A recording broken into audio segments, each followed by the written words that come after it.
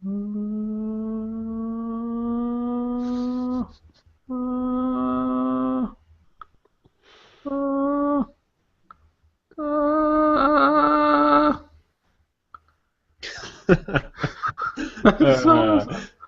what's up, guys? Welcome to the Mobile War podcast for the week of December 12th, 2014. I'm Joe Fidua.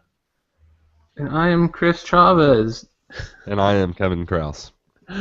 We are amazed by just silly things, but that is pretty dang cool. What phone is that, Chris? The Oppo N3.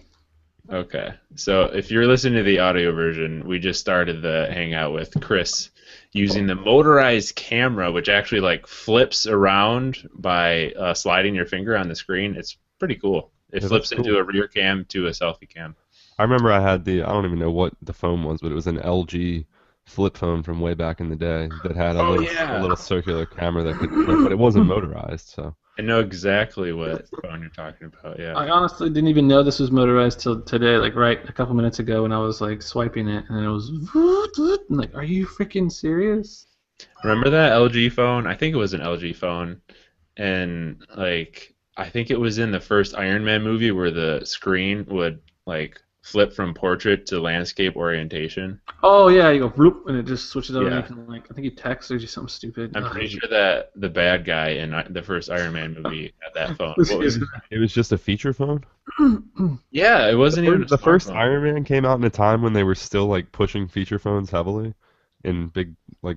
I feel like it was not out that long ago. It might have been a smartphone. I'm really not sure. One of our listeners can look it up for us. Haven't they had 3 Iron Mans and like 2 Avengers since then? So that probably came out in like 2002. Holy crap! There's no way. No, it probably came out, but it probably did come out in like 2006, 2007. I was only like 15 back then. That's crazy. I'm pretty sure it came out after I graduated high school, which was 2007. So it can't be that long ago. Yeah, I think I was a sophomore in high school when it came out. All right. Feels like a while ago. You were not a sophomore in high school, you liar. It didn't come out in 1985, Chris. The mystery of Chris Chavez's age lives on. Always dropping these. No one will ever know. All right, we have actual mobile things to talk about. Moving on. That was probably the longest tangent to begin one of these shows ever. But we'll start things out with finally Watch Faces, the official API for Android Wear. What's happening? It's live. There's like 27 faces in the store right now that use it that you can download, which is cool. But really, I think the story of this is just huge Google fail. Yeah. So they released these watch faces. Yeah, okay. Yeah, tell me this. I'll run it down quick. They released these watch faces. I mean, blog post. Motorola has a blog post. I mean, this is official. It's not just like someone found it. But yet, to use these faces, you need to be on Android Wear 5.0 or higher.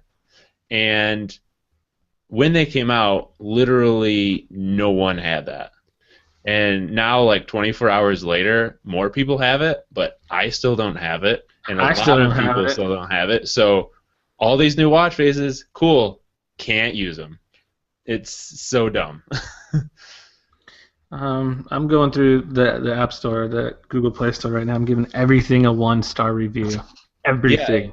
I mean, you're joking, but that's exactly what happened. Okay. I don't. So, what's the whole story on the new watch faces, though? Like, it's just a new set of watch faces. Well, okay, the watch faces before were unofficial, kind of like hacky watch faces, and a lot of them would actually. Wow, what is that? House phone. So a lot of the faces, since they were unofficial and they didn't have like legit APIs, they would kind of hurt your battery if you used them. But now these official APIs, you know, I guess they run just as well as the watch faces that come pre-installed. Even like Facer was technically unofficial, like all those. Yeah, like the Facer watch was one of the ones that hurt battery life the most, actually. Super hacky. Yeah. So so watch faces, although it's a feature, they haven't been officially supported until now. Yep, and Google is actually giving developers like, how long was it, Chris? to use So APIs? January something? Yeah. February? So if you're not using the new APIs by then, Google's going to remove all the unofficial watch faces. Yeah, they're not even going to say, oh, it'll break, or oh, this or that. It's like we're literally going to take down your application. We're going to remove it completely from the Google Play Store. Okay. Well, That's how serious they are. But they weren't that serious before. Only now. I mean, it's another aspect of the huge fail of this. The API should have been there from day one. yeah, that would make sense. I don't know if you guys recall Chromecast. When Chromecast first launched, they didn't provide any APIs. They're like, oh, the APIs will come sometime later. So everyone was buying Chromecast, and there was only like YouTube and I think maybe Netflix that was supported at first. Yeah, there was a handful. Yeah. And then it took forever for them to launch the APIs and then everyone else to jump on board. So it's just I think Google this does is like this. the Nexus player, the Android Wear. I think these are all instances. Google has to get out of the mentality of beta first and then develop it as it's available. Like, instead of launching half-baked stuff and letting it kind of grow over time, they need to just work hard on having the finished product out the door immediately. But what can you do? Yeah. I guess it's weird because they used to be this, and they would always brag about how open they are. But nowadays, it seems like you have to really wait and twist their arm to get APIs. Yeah. I mean, So they just jumped the gun. How does Android Wear? I know it's like we don't really have too many examples of it because it's only been out for a short period of time and there aren't as many devices. But how does Android Wear manufacturers getting updates to their smartwatches? How does that compare to getting updates to smartphones? Do they generally all get them at the same time, or are there certain manufacturers say the update's not going to be for a few more weeks, or how does that work? I think they all get it like within the same window. The rollout right now is said to be every device will have it by the end of a week. So yeah, pretty much they all get it at the same time. It's just you're not necessarily going to get it within the first hour that it's available. So Yeah.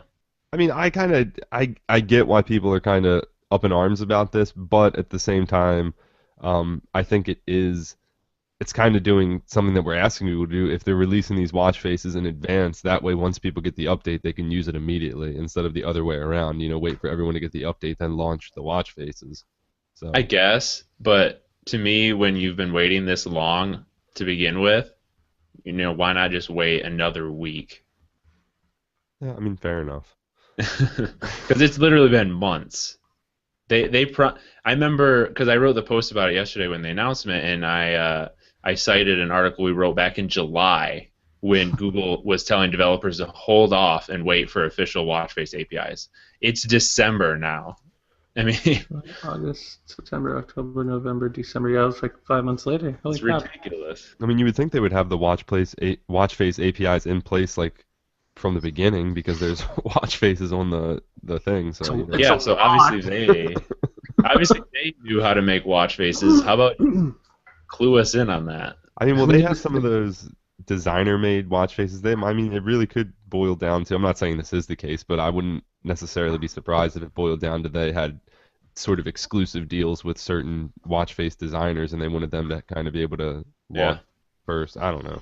That could be it, but probably not.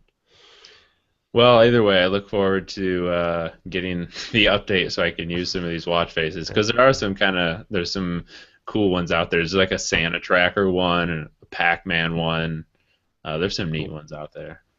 So hopefully by the next episode, me and Chris and you. I mean, Kevin, you got a bunch of smartwatches right now, which I know this is our next one.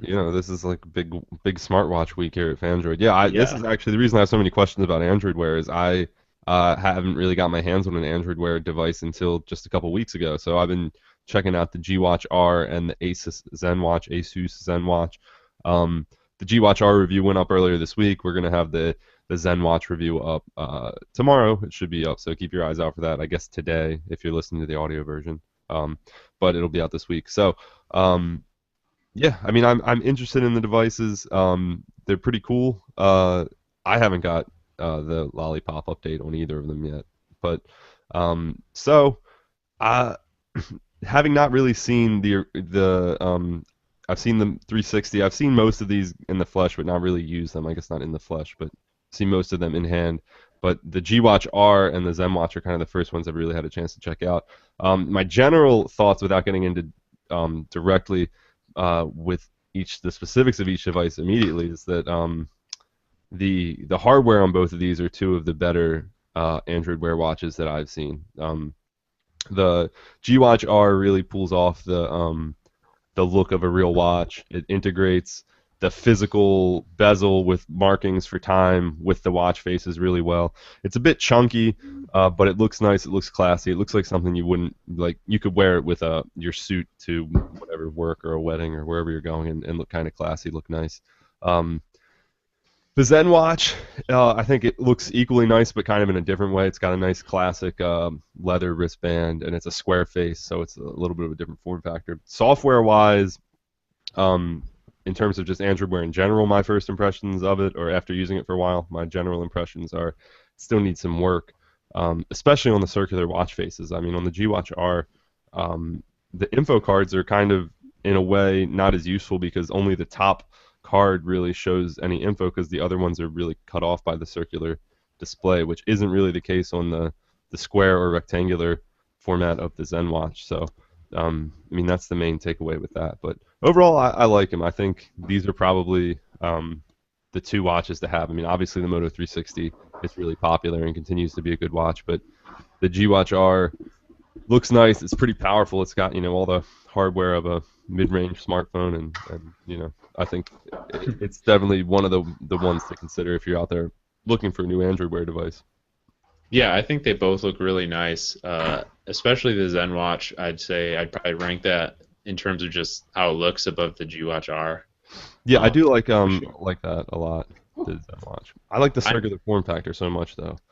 Right, I do too. I'm just really not a fan of that faux dial thing around the G Watch R. I like it. I think that gives it some character. It makes it different. And like I said, if you once you kind of see how the watch faces interact with that as a sort of integration between the physical hardware of the device and the software design, it's pretty nice. So I like it, but I guess every person has their preference, really.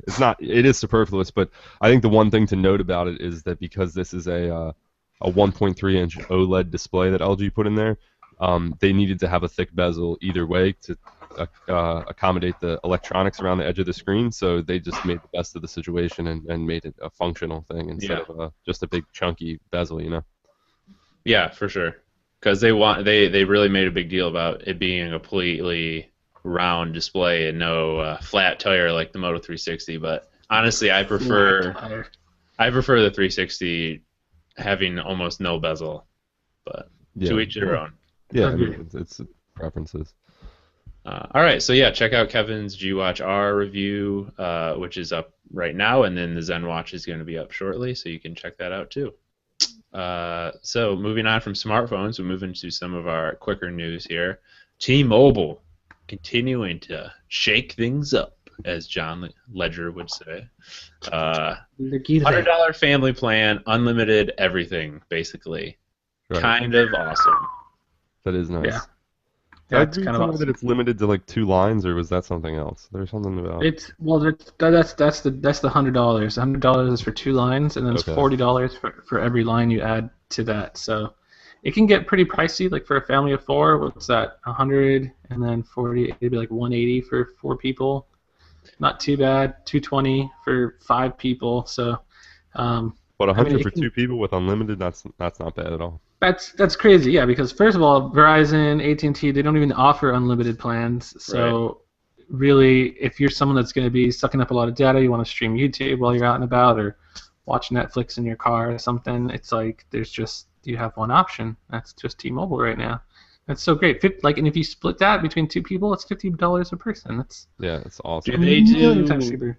I remember they used to do throttling when you would reach a certain point. Do they do that anymore? Not with unlimited, no. Because they used to do the unlimited, but the small print was like when you would get to a certain point, they would kind of slow it The thing that I know that they have done in the past, and I haven't looked into it with this, but one thing that I know that they've done is you don't have unlimited LTE. Like you get 2 gigabytes of LTE, and then after that, the rest of the data switches over to their HSPA Plus network, which might still be the case with this. But I haven't really looked into this, but I know they've done something like that in the past. Yeah, I mean that was all like super old school stuff. Yeah. But now since they got like AT&T Spectrum and all that stuff, and they've been, I mean their LTE network is crazy everywhere now. Like even up like where I used to live in Rancho by the mountains, it's like they've converted all of their, I think it was like their 3G HSP. Now everything's like transitioning over to LTE now. It's nuts. So they have all this extra bandwidth, and now they're just wanting to use it. I'm still hesitant about T-Mobile for one fact, and that's that like it seems like if you go into any basement in the city of Baltimore, you lose reception for T-Mobile. See, so. that's what I don't get, and I know that's the thing, and that's what they say. They like Verizon has better penetration than say like T-Mobile would, but everywhere we go, like my girlfriend, we have like the exact same phones, and she's on Verizon, I'm on T-Mobile, and wherever we go, I'll have like 4G or HSPA Plus, and she'll be down to just barely like Verizon 3G, which is super slow. Verizon's 3G is just not fun. So it's weird. It's weird, and then T-Mobile's still beating them out, and it's very odd. I know it's not going to be that case for everybody, but I just hope this puts pressure on the other carriers like T-Mobile's done with all their other things, and I hope this puts pressure on other carriers to bring unlimited back for everyone else. It definitely will, and it was funny watching the post on Phandroid. I was expecting maybe like 5 comments, 10 comments, but you go in there and it was like over 100 comments of people just arguing back and forth. It's the number one. If you click the What's Trending tab on Phandroid, it's the top post for this week. Yeah, it's because everyone's arguing about like, well, Verizon ain't gonna blink an eye to this. They don't care, and everyone's like, oh, Verizon's gonna be sweating, like, and it's just. Hey, that's people the best impression of commenters ever. I've flirted with the idea of switching to T-Mobile, and this deal, like, this makes it very feasible. Like me and my girlfriend split a plan, like $50 each a month. $50. Yeah. Boom. I mean, I pay less than that with my wife, but yet we only get 2 gigabytes. So it wouldn't be much more to get unlimited. The coverage is not where I want it to be yet to switch here. Yeah, that's kind of my. Just keep it. I mean, you'd be surprised. I mean, you'd be surprised at how well it is now. Because I'm telling you, in Rancho, like that's the boonies out here in California, and it's like it's lit up everywhere. So I would, if I were you, I would just try to try it out. I don't know if they still have that whole test drive thing, but that would probably be. Oh yeah, that's right. Be the way to go. The unlimited data with that plan, do we know if that covers tethering? It gives you 5 gigabytes of tethering. Oh wow. So 5 gigs of tethering. That's and then pretty unlimited data on your phone for whatever the heck you want. And remember, it's only a limited time though. So if you're gonna do it, you gotta jump on it soon because I think it's basically kind of like a holiday promotion. I think sometime in January they're gonna get rid of it. But once you get it, you're locked into it though. So. I might be getting a new iPhone for myself for Christmas. Maybe I'll get a Moto X. I'm really wanting a Moto X lately, so maybe I'll myself a Moto X. Well, I'm selling my Moto X. I don't know if you. Yeah, but I want a custom one. What else are you selling, Chris? It is custom. It is not custom to me. It's custom wood. I don't want wood. Damn it. The thing, what I want to do is, I really like the Nexus 6, how it looks, so I just want to design a Moto X with navy blue and silver accents, so it looks identical, but it's not so big. That's what I want to do. Ridiculous. I'll engrave Nexus 5.5 on the bottom. I thought everyone hated the navy blue color. Everyone. I know, that was like the worst. That was the worst. I remember everyone talking about how much they hated it. Dude, I love navy blue. I'm wearing a navy blue shirt right now. It's my favorite color. It's also good because you never have to worry about the color rubbing from your jeans onto your phone. It'll just always be blue. Yeah, it just makes it look even bluer, man. Bring out the blue. That's a feature. It gets bluer over time. All right, so speaking of Nexus devices, Android 5.0.1 is rolling out to them right now. I got it on my Nexus 7. I got it on my Nexus 6. I don't think it's come to the Nexus 5 yet, though. Nope, still waiting on Nexus 5. Nexus 4, it came to the Nexus 4.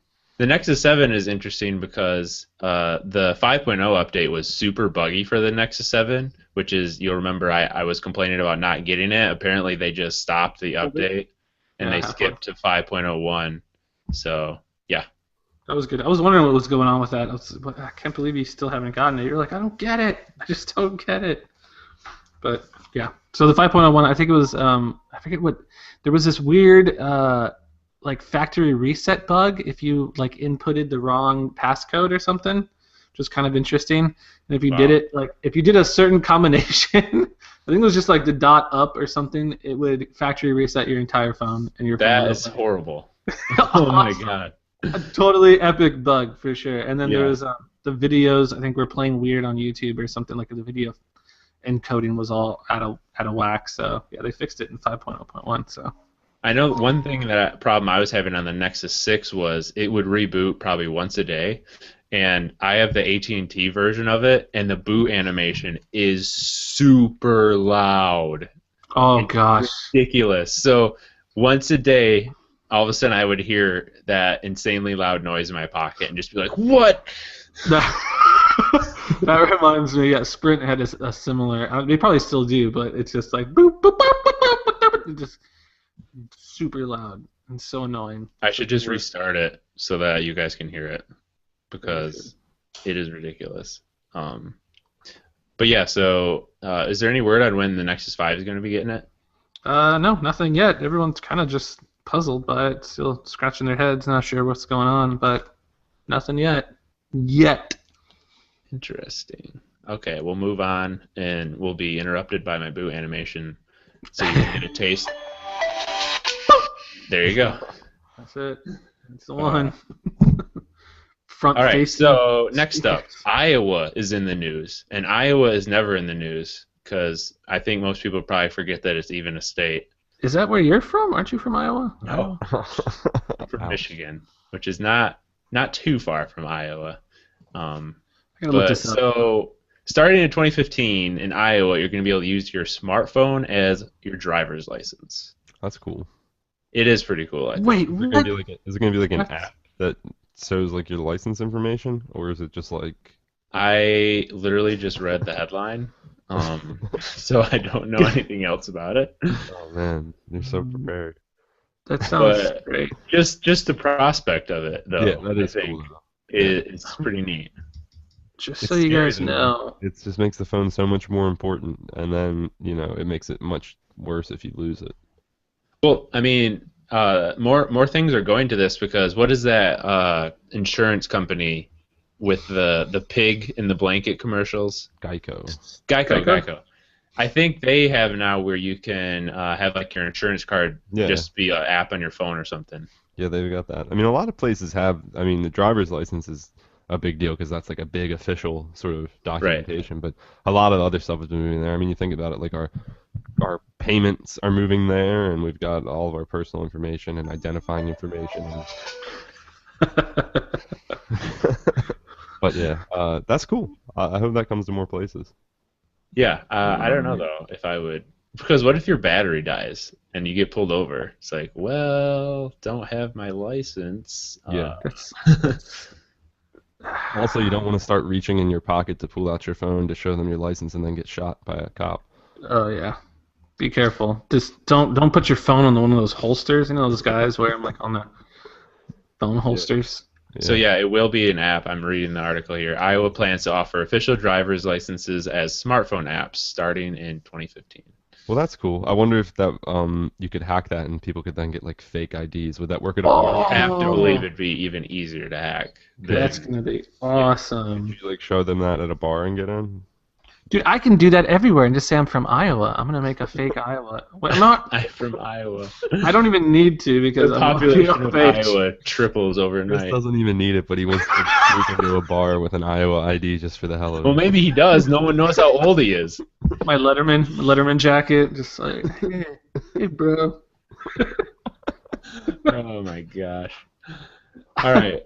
So moving on, I have written here the YotaPhone is still cool. It is. The YotaPhone 2 came out or was announced, whatever. Oh man! And yeah, it looks awesome. Can't wait to see it at CES. It's old as heck. Like, what did we first saw it at Mobile World Congress in February? I was thinking that the YotaPhone 2 had been announced a while ago. Yeah, it was. We saw it. We saw it at whatchamacallit. I don't think it was even powered on, but they had it there. I think it's Um, yeah, I think it's out now though, right? This is like it's officially out. Is that what it yeah. is?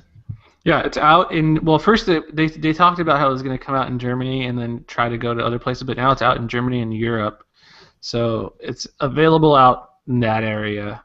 But they said it might be available like in other markets or globally sometime next year. Well, that was like the same with But the then, original YotaPhone. They announced it, and then it took them like a year to actually release it after they announced it. yeah, I mean they're a small company and I get it, and then it's really, I mean the software involved to kind of make it happen is kind of unique and ridiculous, but I mean the phone is just so damn cool. It is super, super If it was cool. cheaper, I would seriously consider buying one. And I'm actually very surprised that we haven't seen Samsung or someone try to just completely hijack their idea and release it on theirs. I mean, it seems like everyone else is Samsung and LG are so like preoccupied with what Yeah. is it, flexible displays and Edge all that. display. Take the name of whatever YotaPhone calls that back thing and just put an S in front of it, and there you go. S Ink. It's S Ink. S Ink. The S-Ink display, yeah, there you go. Sync. Sync display. Sync display. Yeah, so it's cool, but it's hard to get still. So I don't think maybe we see. Maybe we'll did see we- the YotaPhone 3 at CES. Yeah, I mean, yeah. Well, by the time the YotaPhone 2 comes out, yeah. But I mean, I don't think we even really explained what it is in case anyone's wondering. It's a phone with an e-ink back and a it's regular. got two displays. It's got a Yeah. regular display on the front and an e-ink display on the back. But the e-ink display is cool because like you can set it to have like a background picture that's just permanently Yeah, on, or like It doesn't use hardly any battery, so There's just no battery. It's just a static image, and then you can have it to show tweets, maybe tweets that update every once in a while. So you can just lay your phone down on the table and just have it just boop, little tweet just pops up. So freaking awesome. So such a great idea. way cooler than Edge display, that's for sure. no contest. All right, so Nokia. I don't think we've talked about Nokia in quite a while. Nokia. So the Lumia 1020 was probably, I would say it might be, well, I know it's not the number one, but it's probably the second most popular Windows phone ever made because of that awesome camera. That's the one with the big camera, right? The big old Yeah. honking 20 megapixel. I've seen more people with that phone than probably any other Windows phone combined. Yeah. So it's been a long time since it was out, and there hasn't been like rumors of a successor or anything until very recently.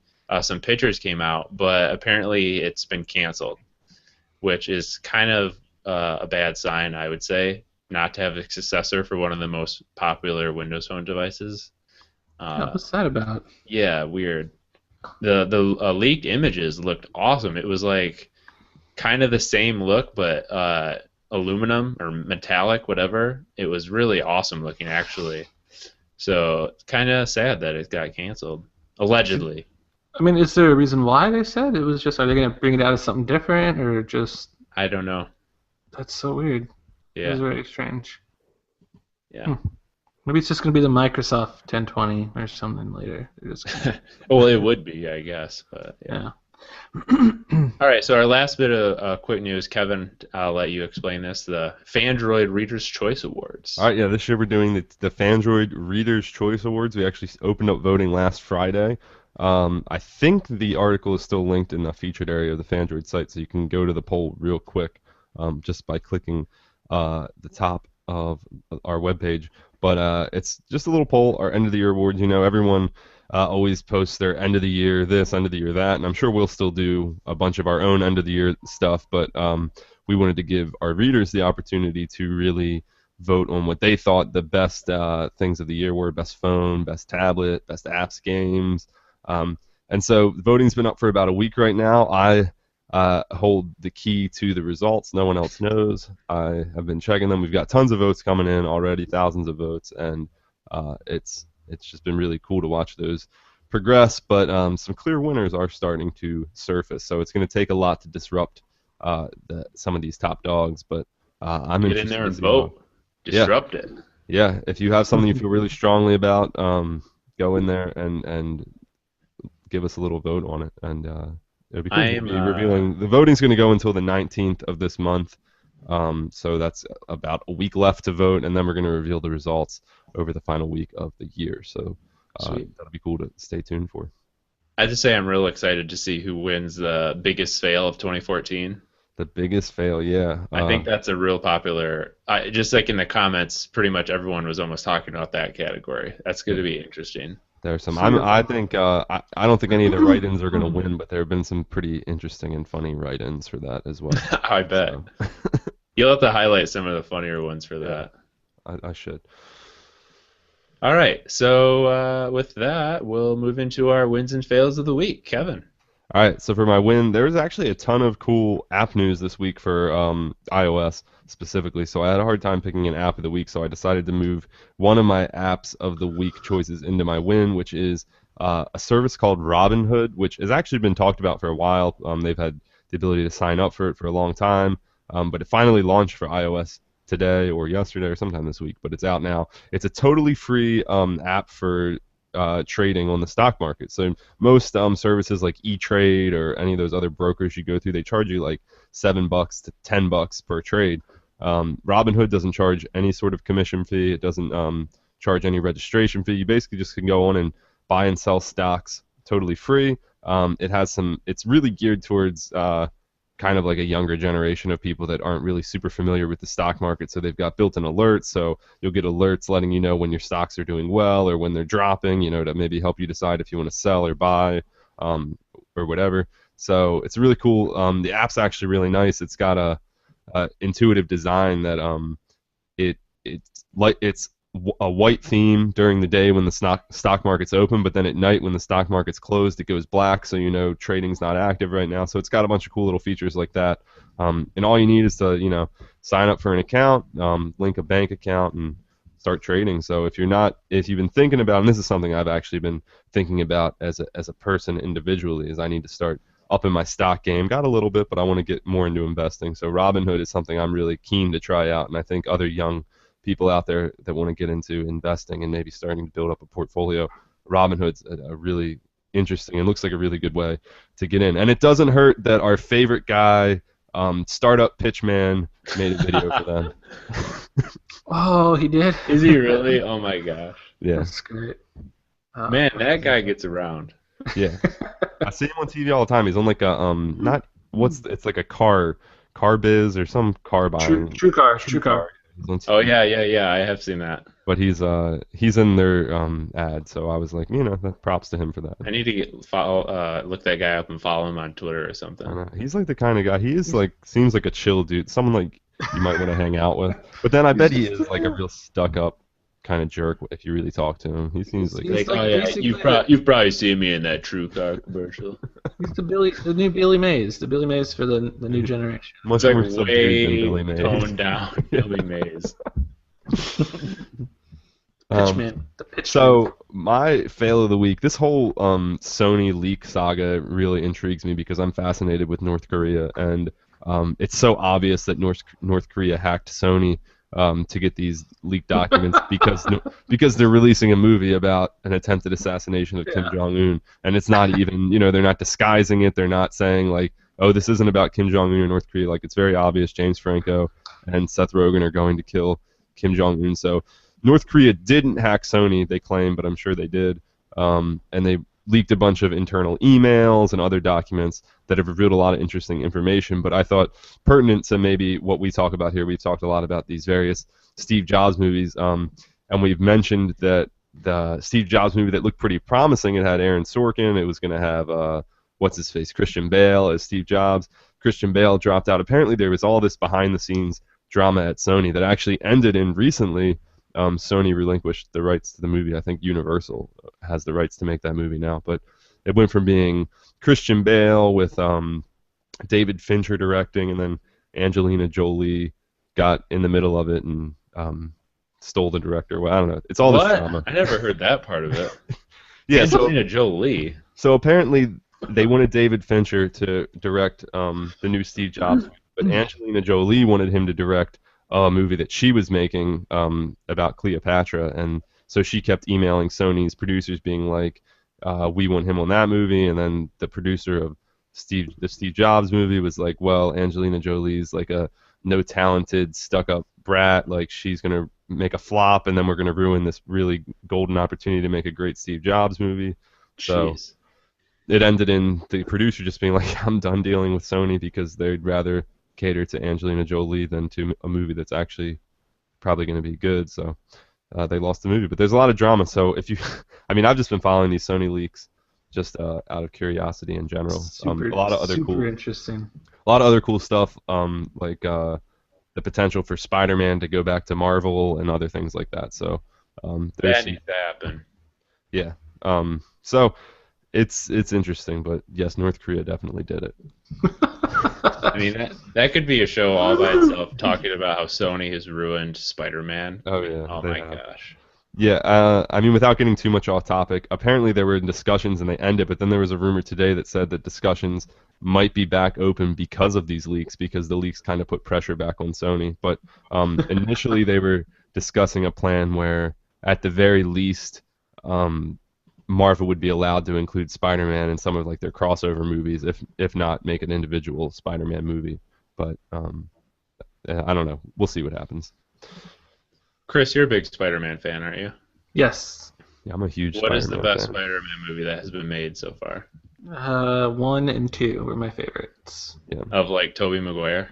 Yeah, with Sam Raimi. I love Sam All right, Raimi yeah. as a director. Good call. I agree. All right, my win of the week is going to be Chromecast guest mode. So used to be you have to connect to someone's Wi-Fi network if you wanted to send stuff to their Chromecast. So if you're like had friends over or something and they didn't have your Wi-Fi password and they wanted to, you use YouTube and like everyone sends stuff to the Chromecast like everyone does, you'd have to, get out your wireless password, have them enter that, yada yada yada. It was kind of a pain. So now with guest mode, the Chromecast makes like its own personal network, I guess, and then someone can just connect to that, no password or anything, and then at least I think there's no password, or if there is a password, it's like a word or something short. It's a pin, yeah, like a little 4-digit Yeah, okay, there you go. And then they can just send stuff that way instead of having to enter your long wireless password and stuff. So that's pretty cool. Pretty awesome. Because I've been in that situation before where I've had people over and it's like, all right, let me go find my Wi-Fi password and then you can send stuff. Well, some people's is like, I remember we went to this one chick's Halloween party and her password, she had it on a piece of paper and she was like handing it out to people because everyone's just like, what's your dang Wi-Fi? Because we were all doing the Chromecast thing and playing music and doing videos, whatever. And it was so annoying because her password was like lowercase up. It was this huge old long thing, and I was just like, I can't believe people don't change their Wi-Fi password. Well, Just something little. I know, yeah, some people I know will have like like they'll post like a QR code like on like their refrigerator or something and be like, scan here to join the Wi-Fi network. I think that's a cool. Oh, that'll be cool. That's Or I mean, and for people that have NFC, like I'm sure you could set up an NFC tag, like tap here to connect to the Wi-Fi network. Yeah, like on your coffee table. I did have a piece of paper with a QR code printed out like that, but you have to like, okay, to connect to my Wi-Fi, go download this QR scanner. Download this QR scanner app. Because I find that a lot of normal people who are not techies like us don't have QR scanners installed on their phones. I just thought that they like built QR scanning capabilities into the phone apps or the camera apps at this point. That was one of the best things about the Windows Phone Bing button, is because it did that. The Bing button. Seriously, it could do everything. It could scan text, it could scan QR codes, barcodes, like everything in one little thing that was a button away. I wish camera apps did that. You know what other phone did that? What? The Amazon Fire Phone. But see, that was a good idea. I feel like more phones should do that. Like if you just open the camera app on an iPhone or something, it should be able to scan a QR. Yeah, totally. All right, so my fail of the week is Uber. Oh man, they've been getting a lot of. This isn't necessarily anything that they did, but I guess the Uber app's going to be pre-installed on Sprint phones, and I just think that's kind of stupid. I mean, they have money, man. They're probably paying Sprint so much money. There's like swimming money right now, so. It's just one of those things that is dumb, and I don't know how many people even use Uber.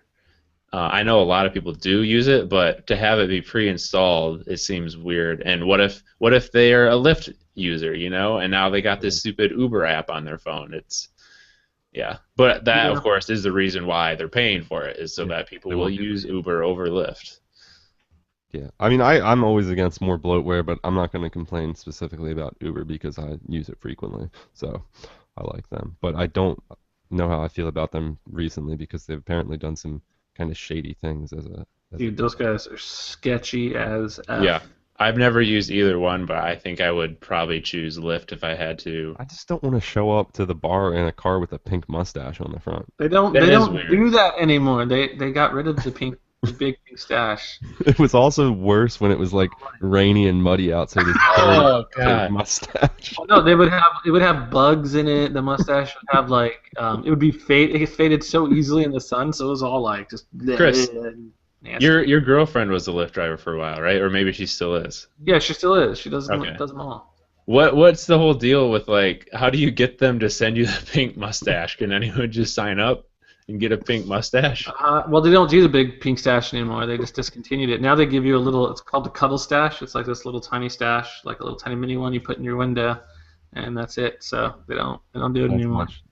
that might tempt me to actually use Lyft now.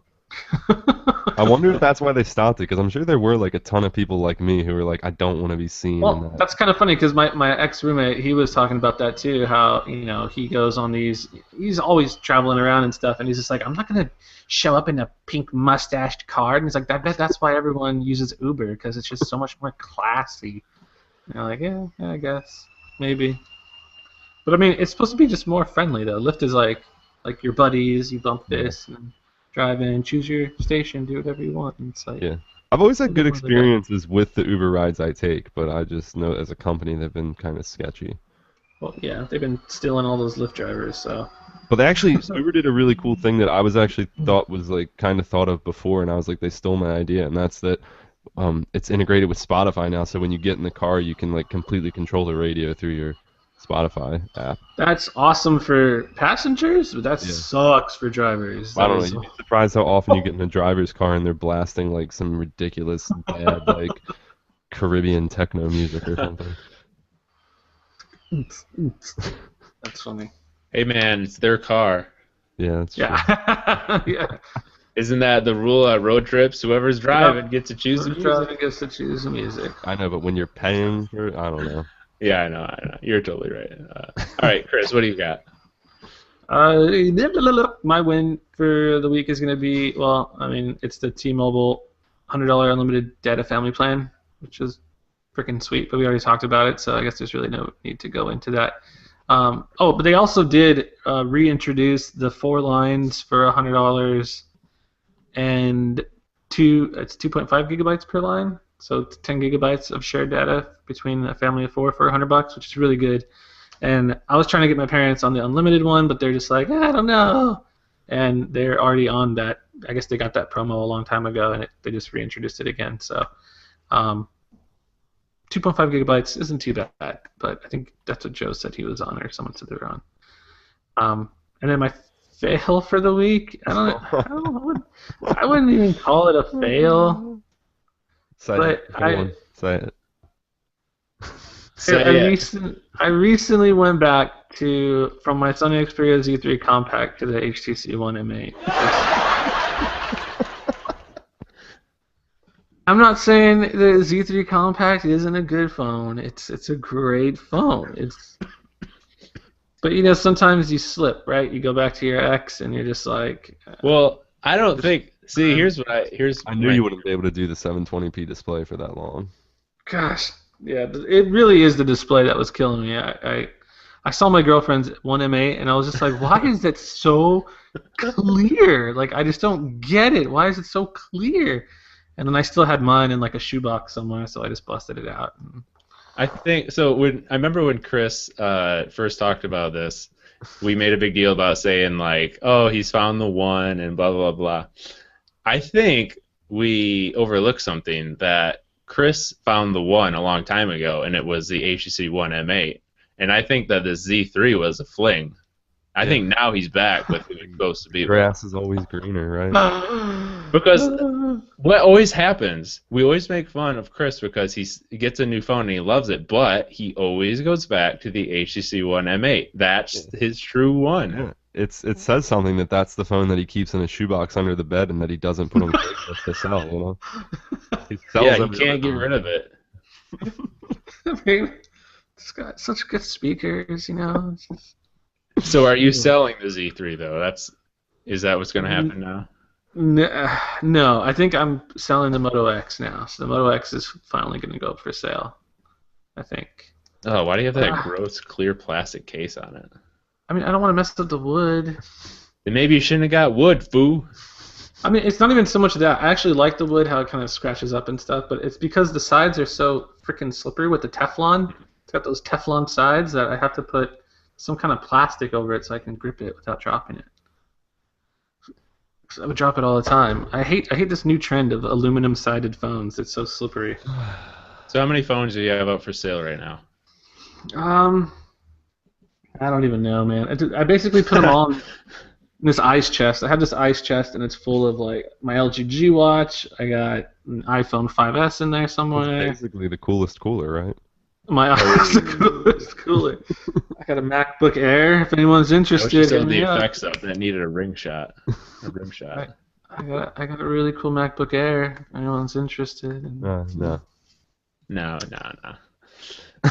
All right, so let's do some app picks. Kevin, what do you got? All right, I got an iOS app called Workflow. If you're familiar with OS X, if you use a Mac, and they have these apps for other platforms too, but there's this app called this Apple app called Automator that lets you create automated scripts to do certain tasks. So now there's an app. It's not by Apple, but it's called Workflow, and it's basically very similar. It gives you a list of scripted actions that you can use to compile any number of tasks that you can just perform on your smartphone with one touch. The example that they provide out of the box is to make an animated GIF or a GIF, I guess. So it just basically you can set it up.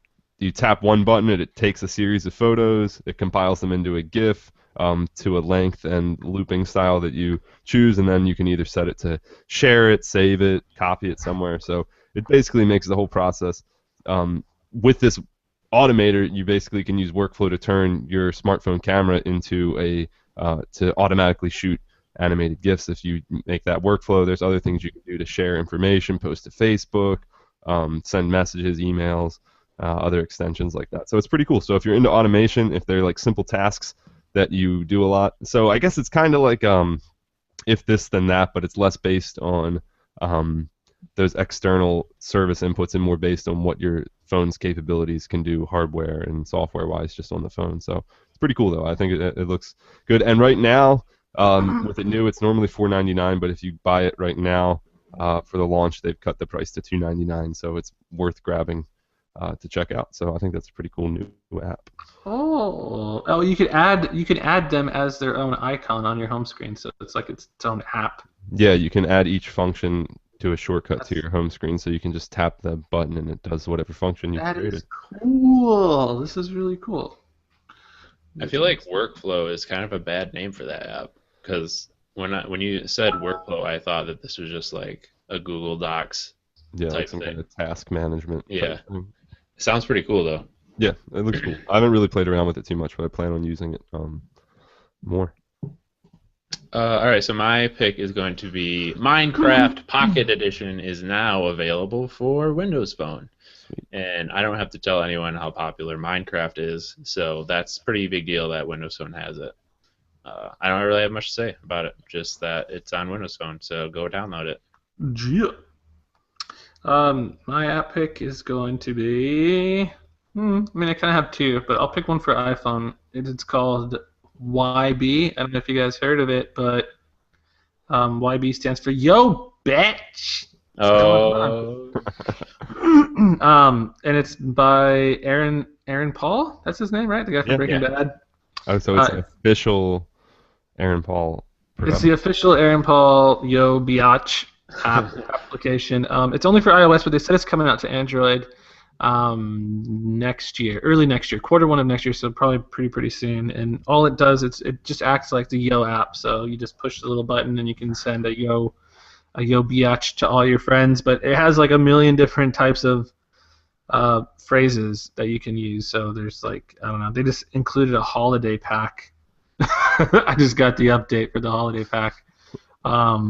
It's crazy. So, and it's his voice too. It's Aaron Paul's voice. Oh, it And actually has him talk. I kind of yeah, like the Yo app because it's just like Yo. yeah, yeah. It's actually really funny. So annoying, that yo sound. Robomoto. That's Rob Jackson.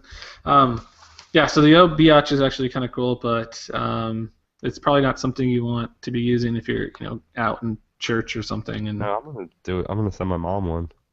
send it to your mom or You'll stealthily install it on her phone and then send her one. That would actually be really funny. That actually would be a great prank because they'd be wondering what the heck is making that. Why is my phone cussing at me? I'm gonna do it to my mom. My mom would be so pissed. She wouldn't even find that funny. She'd just be like, "What? Chris, you're grounded. Christopher, what are you doing to my phone?" And my other app pick is gonna be an app it's an icon pack that just came out, but it's called Neon X, and it is pretty freaking sweet. Let me see if I can get it on camera here. They just look like these man. little neon icons, and then I added this cool like 80s brick background with a cool little widget, neon Basically, widget. you got a Daft Punk home screen going on right now. Cool, I like that. It's pretty, and it fits just a regular what do you call that? Sony's UI so well because they just use black with like white outlines for everything, so it's just so perfectly fitting. But that's on my Sony Xperia, and it kind of sucks because I'm not really using it anymore. But so, I mean, I'm using it. I mean, it has my SIM in it, so when I go out and I leave out places, I take the phone with me. But when I'm home, when I come home to my 1M8. And then, So you're saying that the Z3 is your work wife? yeah, it's like He's embarrassed about the one I made. He leaves it at home, and he's like, my side chick. Can't take it out in public. Oh my gosh. Hidden away in the ice chest.